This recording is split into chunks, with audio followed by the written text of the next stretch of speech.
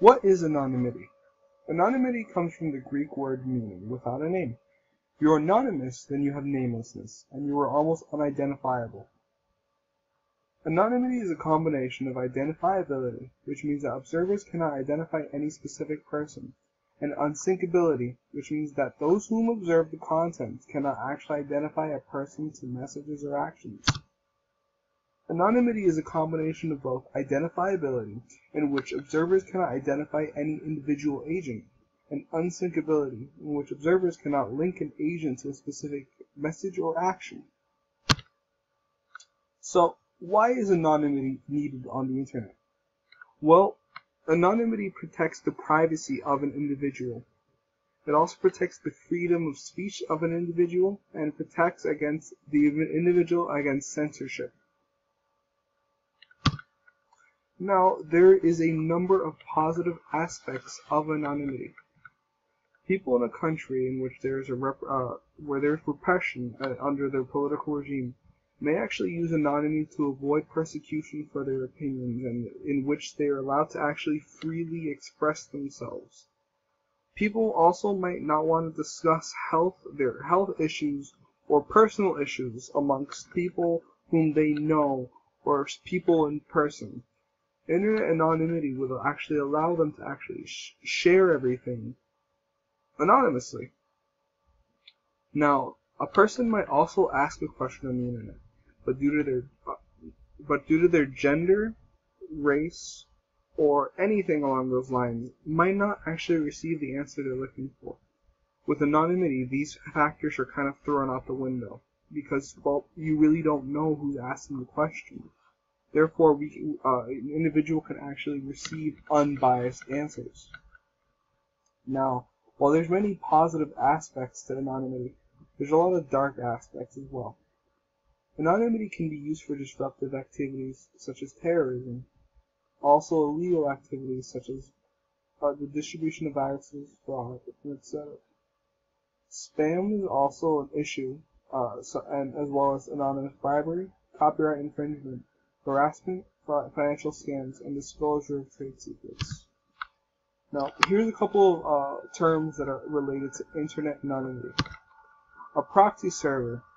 The basic idea behind a proxy server is that a client uses a proxy server to search the web anonymously. A remailer enables users to send electronic messages through their server so that a sender cannot be traced. Remailers typically remove all identifying information from emails before forwarding them to their destination.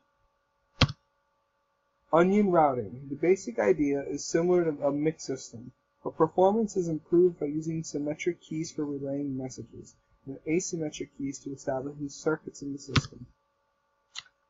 Tor. The Tor, or Onion Router, project is one of the open source solutions available to protect privacy and security over the network communication. There's also Tor hidden services.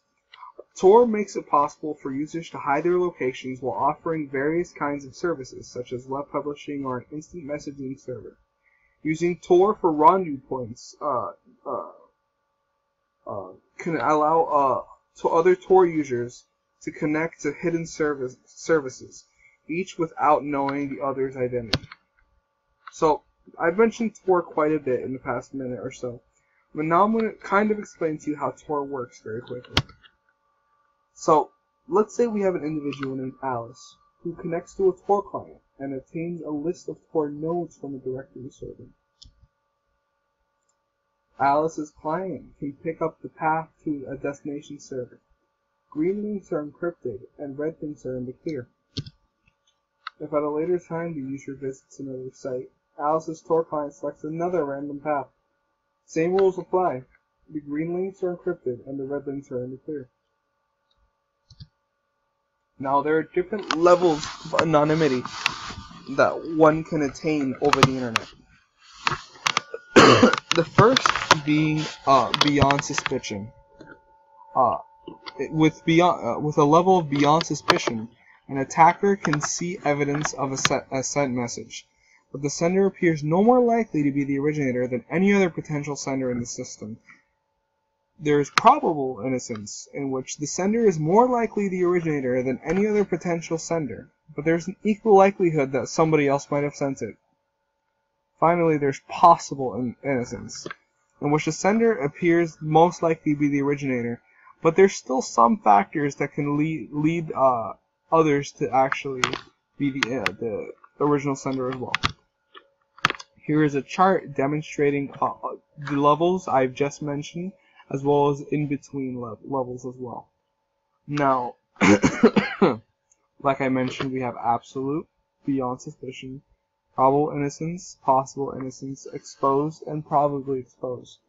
Absolute privacy is the conceptual 100% privacy on the internet.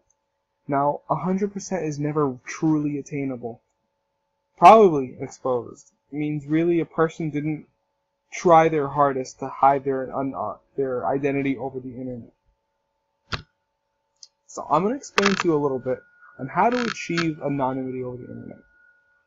Now, achieving anonymity is pretty simple in certain regards.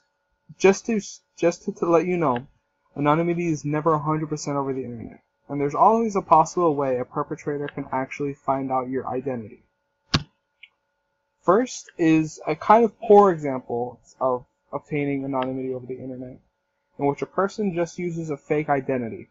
Now, this might seem as if it is a good idea at first, but this might mean a user forgot about an IP address, and your IP address is linked to your host, and through this information, people can find out who you are quite easily. There are also other ways of achieving anonymity over the internet, higher ways, essentially. Let's say that we have an individual who connects to one computer. He then connects to another computer, and then a final computer, or even more computers, who knows. And then they actually proceed with how they will use their computer, whether it be web searching or not. This is a tedious process in which a person has taken the steps for internet anonymity. There is also using different servers. An anonymity server can receive and resend messages using another identity. There are two types of servers: full servers, in which there is no identifying information, and pseudonym servers, in which information is sent using a pseudonym. These kinds of servers are used for people who want to achieve high security against being revealed, the highest, honestly. And to trace them, each server must be penetrated. Tracing using servers is pretty difficult. In conclusion, there's many different ways to be anonymous over the internet. However, nothing's really 100%, and there are many ways people can find out your identity, especially law enforcement. All anonymity server providers and internet server providers are required by law to cooperate if demanded by the court. Thank you very much, and you have a great day.